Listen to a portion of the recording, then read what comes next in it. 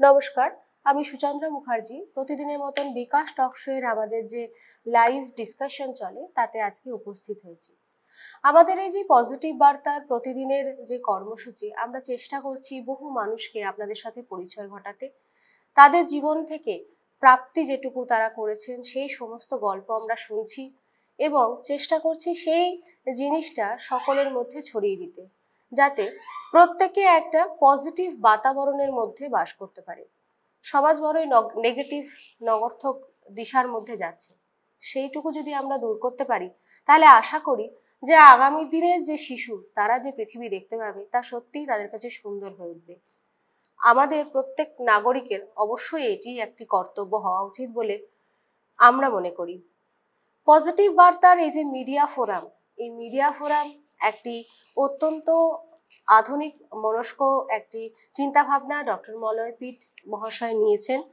উনি চেষ্টা করছেন যারা অসংগঠিত, যারা সাংবাদিক, তাদের প্রত্যেককে নিয়ে একটি সংগঠন তৈরি করতে। উনার এই যে চিন্তাভাবনা, সেই চিন্তাভাবনাকে পুরো পজিটিভ বার্তার টিম জানায় কুর্নিশ। আজ আলোচনায় রয়েছেন আমাদের সাথে ডক্টর প্রভাকর বন্দ্যোপাধ্যায়, যিনি রবীন্দ্রনাথ ঠাকুরের উপর গবেষণা করেছেন, দীর্ঘদিন শিক্ষকতা করেছেন। উনার মুখ থেকে শুনবো বর্তমান সময় ও আমার রবীন্দ্রনাথ ঠাকুর, এর নিয়েই আজকের আমাদের আলোচনা। রবীন্দ্রনাথ ঠাকুর বাংলা সাহিত্যের আকাশে এক উজ্জ্বল নক্ষত্র। আজও আমাদের জীবন এবং সমাজ বিভিন্ন স্তরে প্রাসঙ্গিক। তিনি ছিলেন একাধারে একজন কবি, গীতিকার, নাট্যকার, ঔপন্যাসিক, চিত্রশিল্পী এবং দার্শনিক। তার রচনাসমূহের মধ্যে এমন এক অন্তর্নিহিত আবেদন রয়েছে যা প্রতিটি যুগের মানুষকে আলোকিত করে।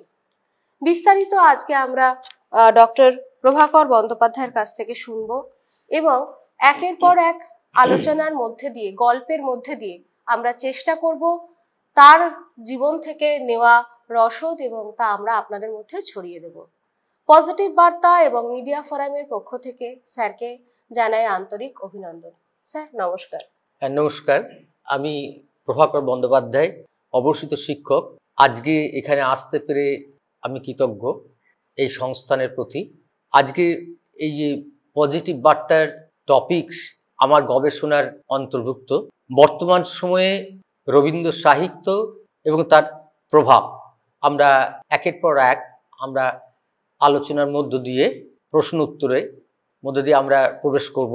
রবীন্দ্রনাথের প্রভাব আমাদের সাহিত্যে, আমাদের জীবনে অনিবার্য, যেটাকে অস্বীকার করার কোনো জায়গাই নেই। তার সাহিত্য দেশে দেশান্তরে বিস্তীর্ণ। আজকের এই সময়ে মনে হয় সেই কবিতাটা আমার স্বরচিত আমার মনে পড়ে, হে পিতামহ, আমরা এক অদ্ভুত সময়ে এসে পৌঁছেছি। আমরা বেঁচে আছি অদ্ভুতভাবে।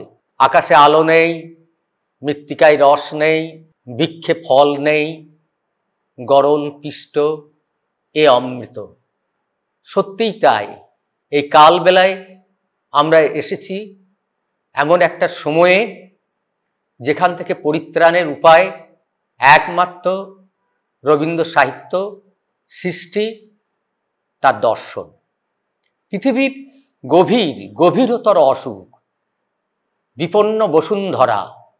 আজকাল সকলেই আমরা পরস্পরকে আর চোখে দেখি, কিন্তু রবীন্দ্র সাহিত্যে যদি আমরা ফিরে যাই তাহলে সেখানে দেখতে পাবো তার দর্শনের মধ্যে একটা সদর্থক চিন্তার ক্রমবিকাশ।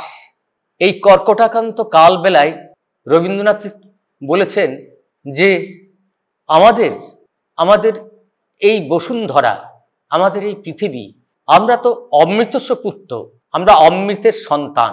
বসু বৈধ কুটুম্বকম রবীন্দ্র দর্শন সেখানে উল্লেখ করেছেন। অর্থাৎ এই সমগ্র বসুন্ধরা আমাদের গৃহ, আর গৃহবাসী তারা আমাদের স্বজন। তাই তো রবীন্দ্র সাহিত্যে আমরা দেখি, আজকের পরিপ্রেক্ষিতে আমরা অনুভব করি, যেখানেই এই পৃথিবীর যেখানে ঘরে বাইরে যে রণক্লান্ত বা রণদামামা আমরা শুনে যাচ্ছি নিরন্তর, সেখানে অনেক দিন আগে রবি ঠাকুর তার বিসর্জন নাটকেই প্রশ্ন করেছিলেন জয়সিংহের মুখ দিয়ে অপর্ণাকে এত রক্ত কেন? সব হত্যাই তো ভাতৃ হত্যা। ঠিক এই জায়গাটা আজকের এই বিপন্ন পৃথিবীতে, যুদ্ধক্লান্ত পৃথিবীতে আমার মনে হয় রবীন্দ্রনাথের এই কথাটা ভীষণ উপযোগী। এই কারণে উপযোগী, কারণ তার এই কথার মধ্যে সব হত্যাই ভাতৃহত্যা, একটা ইউনিভার্সাল ব্রাদারহুডের দর্শনের কথা বলে, বিশ্বজনীন একটা বিশ্ব ভ্রাতৃত্ব। সত্যি তো তাই। যেখানেই মৃত্যু হয়, যেখানে যুদ্ধে রক্ত ঝরে, সে তো আমার ভাইয়ের রক্ত, সে ঘরে বাইরে। এই বিপন্ন বসুন্ধরা আমরা শুধুমাত্র সেই কথাই বলি।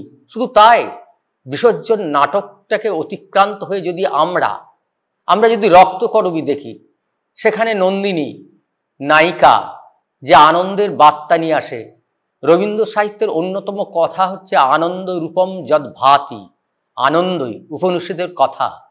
তা সেখানে আমরা দেখি যে নন্দিনী পাতালপুরীর বা যক্ষপুরীর রাজাকে, হিংস্র রাজাকে, হিংসুটে রাজাকে তাকে নিয়ে আসে ভালোবাসা দিয়ে, এক সদর্থক বার্তা দিয়ে, জীবনের বার্তা দিয়ে।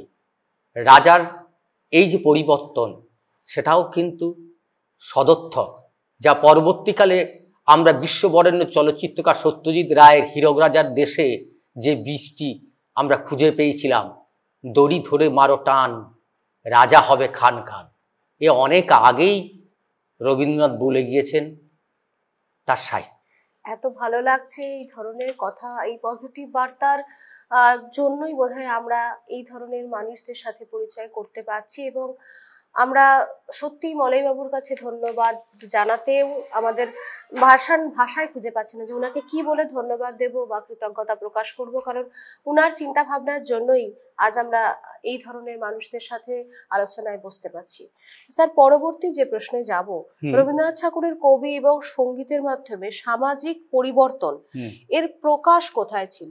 শুরুতেই আমি একটা কথা বলে নিই, change is an unchangeable law of this changeable world. অর্থাৎ পরিবর্তনটাই হচ্ছে এই পরিবর্তনশীল জগতের অপরিবর্তিত নিয়ম, যেটাকে লঙ্ঘন করা যায় না। আর পরিবর্তন মানেই তো বিপ্লব। বিপ্লব মানে তো শুধুমাত্র রক্ত ধরানো নয়, অসির ঝংকার নয়। তাই রবীন্দ্র সাহিত্যের বিপুল কবিতায়, বিস্তীর্ণ কবিতা, কাব্যে, নাটকে বা সাহিত্যে, আমি এক কথাই বলবো, সেখানে পরতে পরতে জড়িয়ে আছে এই পরিবর্তনের কথা, যে পরিবর্তন সমাজ বিপ্লবের কথা বলে। রবীন্দ্র মসির নির্ঝরে তা নির্গত।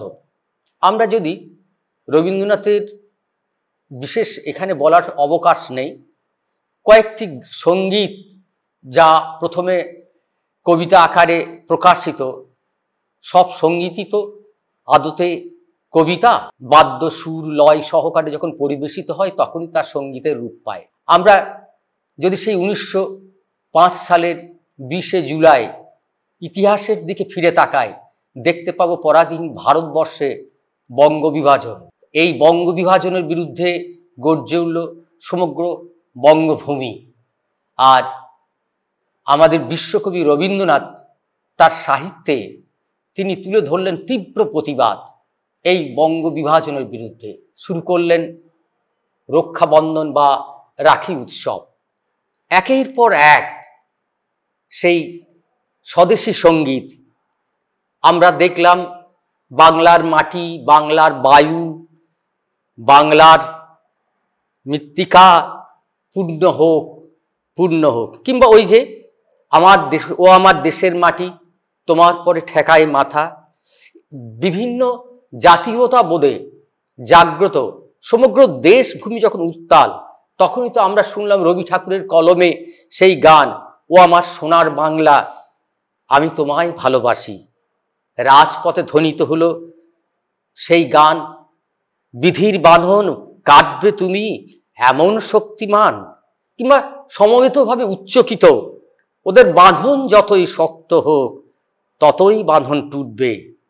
আর মিছিলে মিছিলে মুখর, ব্যর্থ প্রাণের আবর্জনা পুড়িয়ে ফেলে আগুন জ্বালো, আগুন জ্বালো। ওই যে মৃত্যুপথযাত্রী ফাঁসির আসামি, যে বলে তার ফাঁসির মঞ্চে দাঁড়িয়ে জীবনের জয়গান, আমি ভয় করব না, আমি ভয় করব না। এই সমস্ত সঙ্গীত, এই সমস্ত কবিতার মধ্য দিয়েই তো স্বদেশী বার্তা বা একটা সদর্থক বার্তা তুলে ধরেছিলেন রবি ঠাকুর। আজ থেকে প্রায় প্রায় 70-80 বছর আগে তার লেখনীর মধ্য দিয়ে। তিনি তো সেই গানেরই রচয়িতা, যে ওই যে বাউল যে রাঙামাটির পথে ফিরে যায় আর গান গায়, যদি তোর ডাক শুনে কেউ না আসে তবে একলা চলো রে।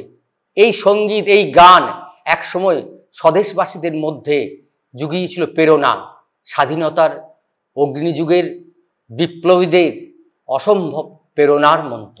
স্যার, পরবর্তী যে প্রশ্নে যাব, রবীন্দ্র চিন্তাধারায় বর্তমান সময়ের প্রভাব, চেতনার ও আবেগের প্রভাব কেমন ছিল? প্রসঙ্গে রবীন্দ্রনাথের একটি বিখ্যাত কবিতা আমার মনে পড়ছে, আমারই চেতনার রঙে চুড়ি উঠল রাঙা হয়ে, পান্না হলো সবুজ, আমি চোখ মেললুম আকাশে, জ্বলে উঠল আলো পূবে পশ্চিমে। তুমি বলবে এ যে তত্ত্বকথা, এ কবির বাণী নয়, আমি বলবো এ সত্য, তাই কাব্য। হ্যাঁ, রবীন্দ্র দর্শন বা আপনি যে প্রশ্নটা করলেন রবীন্দ্র চেতনা, এই দুইয়ের সমন্বয়ে আমি আজকের এই আলোচনায়, এই টকশোতে একটা বিশেষ দিক আমি বেছে নিচ্ছি, সেটি হচ্ছে নারী চেতনা। এই 21 শতকের প্রেক্ষাপটে যে ব্যক্তি স্বাতন্ত্র্যে প্রজ্বলিত যে নারী, তার প্রেরণা কিন্তু রবীন্দ্র চেতনা। আমরা যদি রবীন্দ্রনাথের বিপুল সাহিত্যের কিছু কবিতা যদি একটু নিবিড় পাঠ করি, তাহলে সেখানে দেখতে পাবো, আমরা সকলেই পরিচিত কম বেশি চিত্রাঙ্গদা সম্পর্কে। সেখানে চিত্রাঙ্গদা অর্জুনেরকে বলে যে আমি আমি নারী নহি দেবী। এই যে তার ঘোষণা নারী সত্তার, সে যে নারী বলে পরিচিত হতে চায়, নারী যে দেবী রূপে পূজিত হতে চায় না, এটা কিন্তু রবীন্দ্রনাথ অনেক আগেই বলে গেলেন। তারপর যদি আমরা যদি দেখি যে সবলা বলে তার বিখ্যাত যে কবিতা, আমি নাম দিয়েছি হয়তো সবলা, রবীন্দ্রনাথের সঞ্চয়িতাতে যেটা অবলা বলে পরিচিত, যাব না বাসর ঘরে বাজায়ে কিঙ্কিনি, কিংবা নারী প্রশ্ন করে বিধাতাকে, নারীকে আপন ভাগ্য জয় করিবারে কেন নাহি দেবে অধিকার। এই সমস্ত প্রশ্নের মধ্য দিয়েই যে নারী চেতনা রবীন্দ্র সাহিত্যে পরিস্ফুট, সেটা আমরা দেখতে পাই। শুধু কি তাই নয়, আমরা যদি শরৎচন্দ্রকে দেখি, রবীন্দ্রনাথ তার সাধারণ মেয়ে কবিতার মধ্যে শরৎবাবু দোহায় তোমার পায়ে পড়ি, একটা সাধারণ মেয়ের গল্প লেখো, নারীকে তুমি অসামান্য করার দরকার নেই, নারী তো রক্ত মাংসের একটা শরীর, তার ইচ্ছা আছে, অনিচ্ছা আছে, তার ক্ষুধা আছে, তার তৃষ্ণা আছে। আমরা যদি এইভাবে পলাতকা কাব্যের মুক্তি কবিতার সেই মেয়েটির কথা খুঁজে পাই, রাধার পরে খাওয়া, আবার খাওয়ার পরে রাধা, এমনি করেই বাঁধা 22টা বছরের চাকা। মেয়েটি মুক্তি পেল মরণ্ডে তুহু মম শ্যাম সমানকে মৃত্যুরূপে বরণ করে। সে যেন এখানেই কি তার নারীর মুক্তি। কিংবা আমরা যদি এখনো এই 21 শতকে আমরা কি ভুলতে পারি দেনা পাওনা গল্পের নিরুপমার সেই অশ্রুকে আমরা মোছাতে পেরেছি? এখনো তো রায় বাহাদুরের স্ত্রী চিঠি লেখে, বাবা বাড়ি ফিরে এসো, আমি তোমার জন্য আবার একটি মেয়ে দেখিয়াছি। এবার কিন্তু 20,000 টাকা পণ এবং নগদ হাতে হাতে। আর বিখ্যাত গল্প স্ত্রীর পত্র, সে মৃণালিনীর কথা ভুলতে পারি না, যে এই পিতৃতান্ত্রিক সমাজের বিরুদ্ধে বিদ্রোহ ঘোষণা করেছিল, এবং বিদ্রোহ ঘোষণা করে সে তার স্বামীকে লিখেছিল, আমি তোমাদের ওই 28 নম্বর মাখন বড়ালের স্ট্রিটে এঁদো গলিতে আর কোনোদিন ফিরে যাব না। আমি খুঁজে পেয়েছি আমার মুক্তি, আমার স্বাধীনতা। মুক্তি মুক্তি মুক্তি, দৌড় দৌড় দৌড়, আমার মুক্তি এই আকাশে এই বাতাসে। এ যেন রবীন্দ্রনাথ ঠাকুরের অতিথি গল্পের তারাপদর জীবন ভাষ্য এইখানে পরিস্ফুট। এইভাবেই আমরা দেখেছি রবীন্দ্র চেতনা, রবীন্দ্র দর্শন তার সাহিত্যে অঙ্গাঙ্গিভাবে যুক্ত। হ্যাঁ, খুব ভালো লাগছে আমাদের এই আলোচনায়। আমি আপনার থেকে জানতে পারছি যে মহিলাদের নিয়ে ওনার হুম যে হুম চিন্তা ভাবনা, আপনি খুব সুন্দরভাবে বলছেন। রবীন্দ্রনাথ তার রচনায় এই নারীদের মর্যাদা এবং ক্ষমতায়নের কথা বলেছেন বারবার করে। হুম গোড়া, চোখের বালি, ঘরে বাইরে, হুম এর মতো উপন্যাসে নারীর হুম ভূমিকা নিয়ে উনি আলোচনা করেছেন এবং তাদের স্বাবলম্বী হবার স্বাবলম্বী কথা বলেছেন। এই প্রসঙ্গে আমরা বলে রাখি যে আমাদের এই মহিলা এন্টারপ্রেনার এর উপরে আমরা বরাবর একটি কাজ করে চলেছি এবং বহু মানুষকে, বহু মহিলাকে আমরা চেষ্টা করছি আমাদের একটি সদর্থক তাদেরকে রাস্তা দেখানো, তারা যাতে নিজের পায়ে হুম দাঁড়াতে পারে। মহিলা এন্টারপ্রেনারের আমাদের একটি প্রজেক্ট আছে স্যার, আচ্ছা আচ্ছা আচ্ছা সেখানে আমরা বহু মহিলাকে হুম চেষ্টা করছি তারা যাতে নিজের পায়ে দাঁড়াতে পারে। বাহ আমাদের এই চিন্তা ভাবনাটিও মলয়বাবুরই একটি উদ্যোগ। উনি হ্যাঁ চেষ্টা করছেন বহু মহিলাকে নিয়ে আসতে এবং তাদের জন্য আমরা গভর্নমেন্ট অফ ইন্ডিয়ারও একটি প্রজেক্ট বাহ চালিয়ে থাকি হ্যাঁ হ্যাঁ এবং একই সাথে আমরা বহু মহিলাকে ও ডিজিটালি কিভাবে মার্কেটিং করতে হবে বা তারা কিভাবে স্বনির্ভর হবে হুম তার একটি প্রজেক্ট করে থাকি। এটা তো দারুণ সদর্থক বার্তা, বিশেষ হ্যাঁ, করে মহিলাদের আমরা প্রতি। চেষ্টা করছি। এবং স্যার, রবীন্দ্র সাহিত্যে কিন্তু পরবর্তী এটা বহু আগেই এটা বলেছেন রবীন্দ্রনাথ তার আচ্ছা অসংখ্য ছোট গল্পে, দর্শনে, গানে।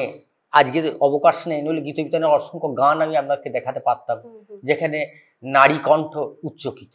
আচ্ছা স্যার, পরবর্তী আমি প্রশ্নে যাব।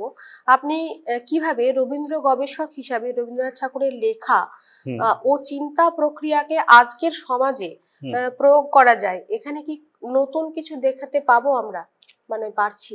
হ্যাঁ, প্রথমেই বলি, তোমার পায়ের পাতা ছড়িয়ে আছে সর্বত্র, কোথায় রাখবো আমার প্রণাম। আসলে রবীন্দ্রনাথ আমাদের জীবনযাত্রার সাথে, যাপিত জীবনের সাথে আপাতমস্তকভাবে, ওতপ্রোতভাবে জড়িত, যেখান থেকে বের হওয়ার কোনো মুক্তি নেই। কারণ আমি গবেষণা করতে করতে দেখেছি বিশাল যে রবীন্দ্র সাহিত্য, সেখানে জাতি, আন্তর্জাতিক সম্পর্ক, রাষ্ট্র, সমাজ, আমাদের যাপিত জীবন, আমাদের শিশু মনের কথা সমস্তই ব্যক্ত। সেগুলো দারুণভাবে ফুটে উঠেছে। শুধু তাই নয়, আজকে যে আমরা একটা পরিবর্তন, বিশাল পরিবর্তন, বিশেষ করে অন্তজ শ্রেণীর, একটু আগে যেটা আপনাকে বলছিলাম, শ্রমজীবী মানুষের কথা, তার কথা কিন্তু রবীন্দ্রনাথ তার কাব্যে ভীষণভাবে প্রকাশ করেছেন। ওরা চিরকাল টানে দাঁড় ধরে থাকে হাল, ওরা মাঠে মাঠে বীজ বনে, ওরা পাকা ধান কাটে, ওরা কাজ করে নগরে প্রান্তরে। এখানেই তো শ্রমজীবী মানুষের জয়ধ্বনি। শুধু কি তাই, ক্রোধান্বিত রবীন্দ্রনাথ যেন প্রশ্ন করেন, যারে তুমি নিচে ফেলো সে তোমারে পশ্চাতে টানিছে।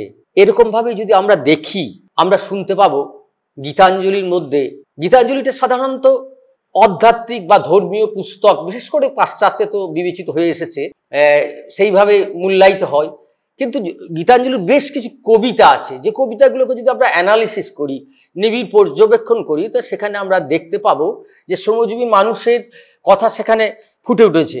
ওরে ভজন পূজন সাধন আরাধনা থাক পড়ে, যা তুই যেখানে চাষি করছে চাষা মাঠ, যেখানে পাথর ভেঙে কাটছে পথ, তাদের কাছে তুই যা।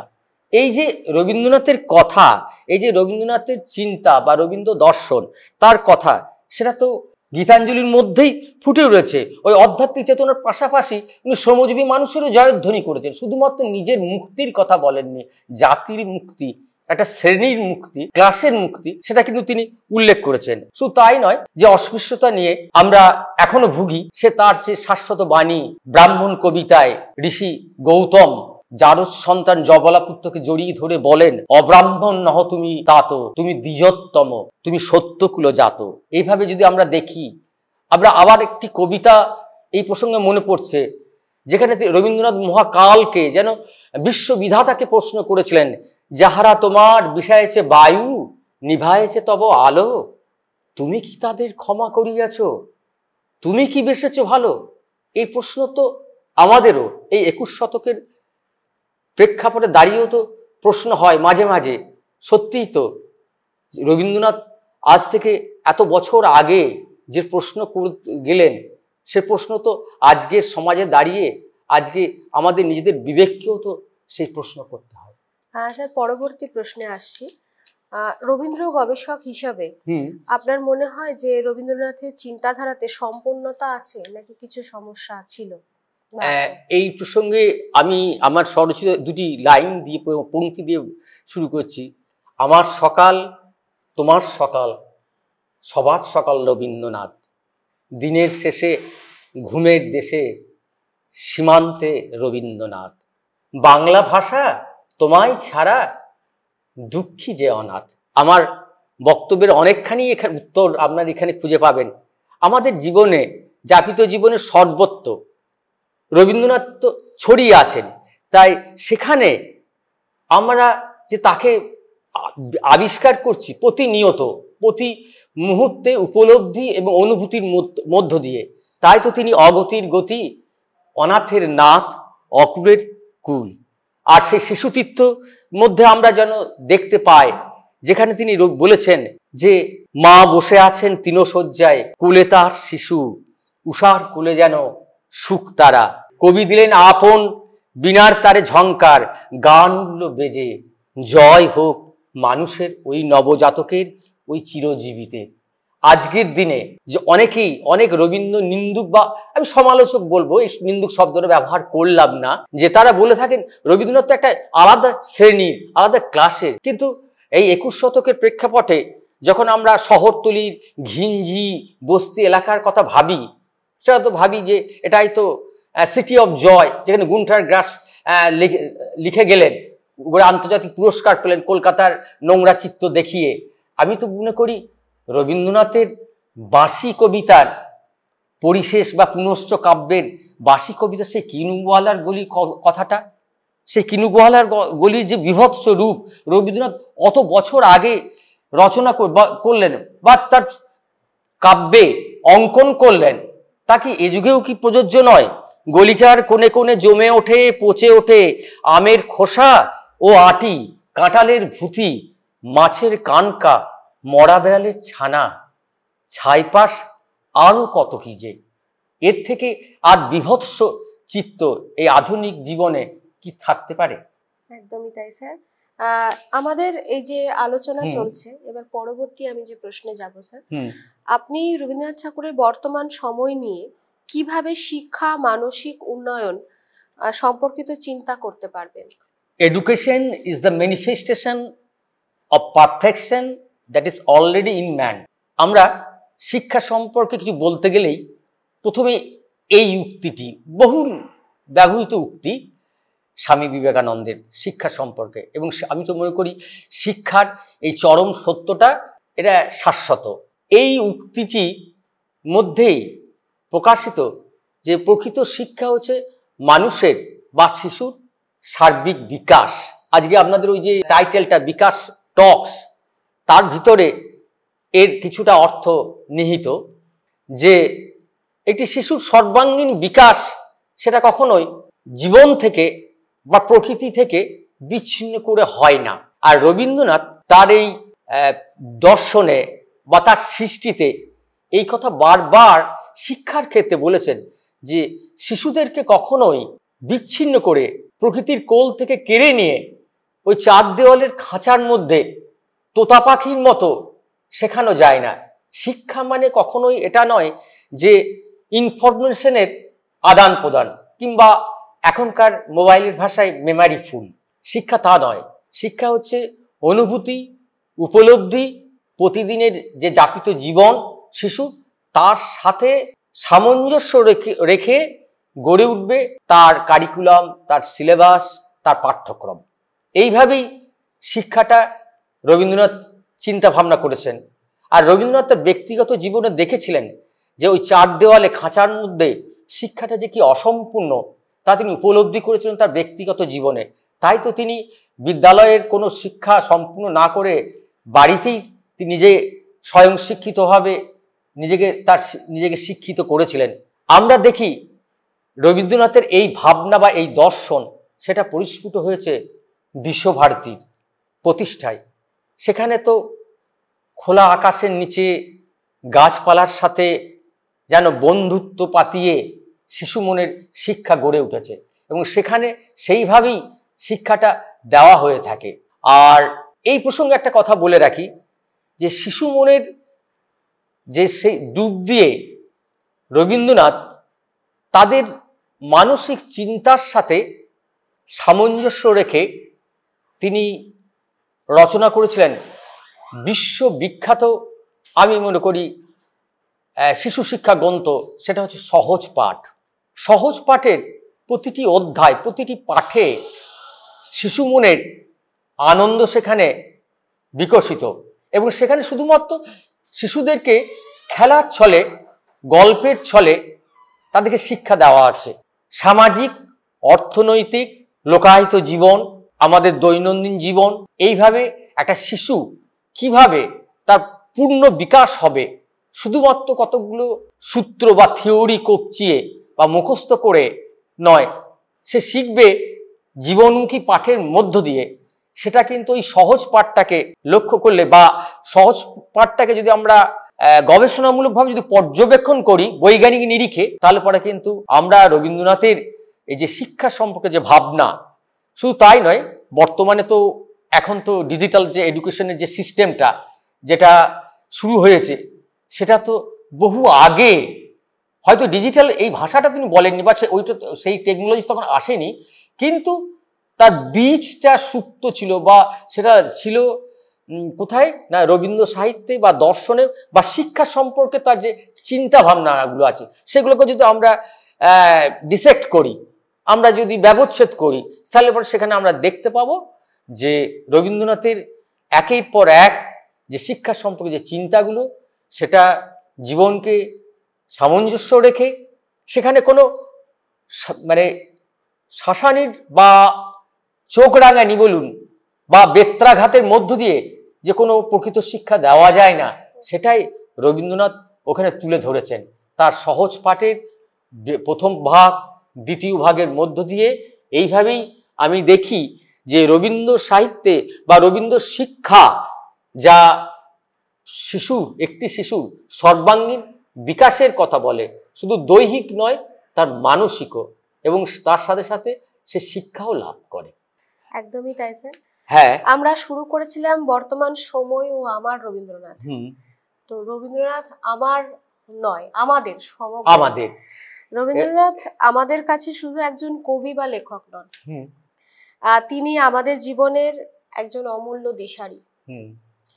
তার গানগুলো মনকে যেমন প্রশান্তি দেয়, তার কবিতাগুলো নতুন করে ভাবতে শেখায় এবং তার জীবন দর্শন আমাদেরকে সামনের দিকে এগিয়ে যেতে সাহায্য করে, পজিটিভ থাকতে সাহস দেয়। যখন আমরা একা থাকি, তার গান যদি তোর ডাক শুনে কেউ না আসে তবে একলা চলো রে আমাদের অনুপ্রাণিত করে।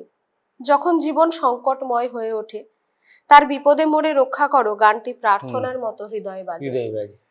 তো এই যে আলোচনার মধ্যে দিয়ে আজকে আমার রবীন্দ্রনাথ থেকে এই কিছুক্ষণের মধ্যে আমাদের রবীন্দ্রনাথ বিশ্বকবি, তাই বোধহয় আমরা আলোচনার শুরুতে বর্তমান সময় এবং আমার রবীন্দ্রনাথ দিয়ে শুরু করে সমগ্র বিশ্বব্যাপী আমাদের রবীন্দ্রনাথ ছড়াতে পারলাম। স্যার, খুব ভালো লাগলো আপনার সঙ্গে আমাদের এই আলোচনা, আমাদের পজিটিভ বার্তার বিকাশ টক্সের যে আলোচনা, তা আজকে খুব সুন্দরভাবে এগিয়ে নিয়ে যেতে পারলাম। আপনার মতো মানুষকে আমরা বিকাশ টক্সের মধ্যে অনুষ্ঠানে পেয়ে সত্যি আনন্দিত এবং গর্বিত। না, আমিও এসে এখানে খুবই সমৃদ্ধ হলাম যে আপনাদের পারস্পরিক যে আলোচনা বা আপনাদের লক্ষ্য। আমাদের সাথে থাকুন নিশ্চয়ই। আর পজিটিভ বার্তার যে শ্রোতারা, যে দর্শকরা রয়েছে, তাদের জন্য যদি দু চারটে কথা বলেন। হ্যাঁ, তাদের জন্য যে বিষয়টি রবীন্দ্রনাথ যে এক অবসোলেট নয়, অপ্রচলিত নয়, রবীন্দ্রনাথ যে চিরকালীন, সেই বিষয়ে রবীন্দ্রনাথের একটি বিখ্যাত কবিতা আছে, ওগো তরুণী ছিল অনেক দিনের পুরনো বছরে এমনি একখানি নূতন কাল, দক্ষিণ হাওয়ায় দোলাইত সেই কালেরই আমি, মুছে আসা ঝাপসা পথ পেয়ে এসে পড়েছি বনগন্ধের সংকেতে তোমাদের এই আজকের দিনের নূতন কালে, পারো যদি আমাকে মেনে নিও তোমাদের সখা বলে, আর কিছু নয়, আমি গান জোগাতে পারি তোমাদের মিলন রাতে, আমার সেই নিদ্রাহারা সুদূর রাতের গান তোমাদের লাগবে ভালো, পাবে আপনাকেই আপনার সীমানার অতীত পারে। সেদিনকার বসন্তের বাঁশিতে যে লেগেছিল প্রিয় বন্দনার টান, আজ সঙ্গে নিয়ে এসেছি তোমাদের কাছে, তা নিয়েও তোমাদের অর্ধনির্মিত চোখের ভাষায়। ওগো চিরন্তনী, আজ আমার বাঁশি তোমাদেরকে বলতে এলো, যখন আমি থাকবো না তখনও আমি থাকবো তোমাদের কাছে, তোমাদের চিন্তায়, তোমাদের গানে। ওগো চিরন্তনী, আমাকে মেনে নিও তোমাদের সখা বলো।